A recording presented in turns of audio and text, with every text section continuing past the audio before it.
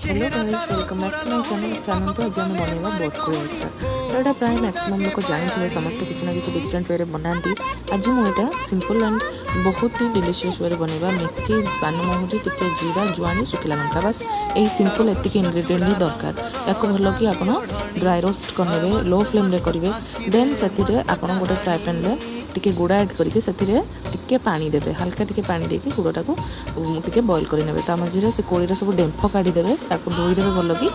एमती गुड़े बॉईल आसला कोड़ी को एमती पकईदेवे पकईकि गैस टाक आप